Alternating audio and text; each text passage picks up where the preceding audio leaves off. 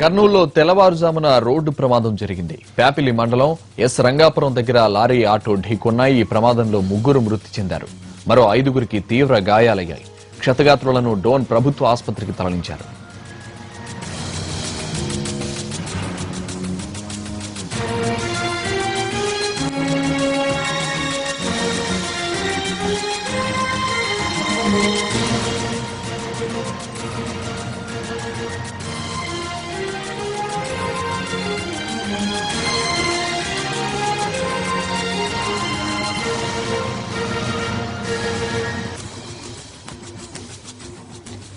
కర్నూలులో తెల్లవారుజామున రోడ్డు ప్రమాదం జరిగింది. ప్యాపిలి మండలం ఎస్ రంగాపురం దగ్గర లారీ ఆటో ఢీకొన్నాయి.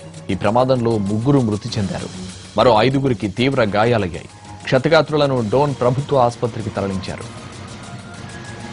కర్నూలు రోడ్డు ప్రమాదంపై పరిస్థితిని మా ప్రతినిధి చంద్ర అందిస్తారు.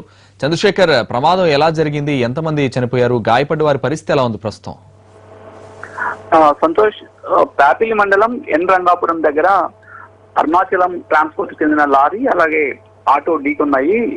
వీళ్ళంతా కూడా వెంగళంపల్లి గ్రామానికి ఈ ప్రమాదంలో 3 అక్కడికక్కడే మృతి చెందారు. మరో 5 మందికి తీవ్రంగా గాయాలయ్యాయి. మృతి చెందిన వారంతా కూడా వెంగళంపల్లి గ్రామానికి చెందినవారు. వీరంతా ఉదయమే కూలీ పనుల కోసం రైతు కూలీలు ఆటోలో వెళ్తుండగా ఈ ప్రమాదం జరిగింది. సిమెంట్ను తరలిస్తున్న అరుణాచలం ట్రాన్స్పోర్ట్ లారీ ఆటోను ఢీకొంది.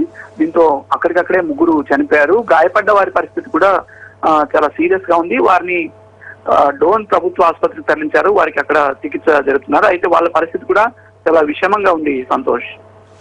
Thank you Chandrasekhar.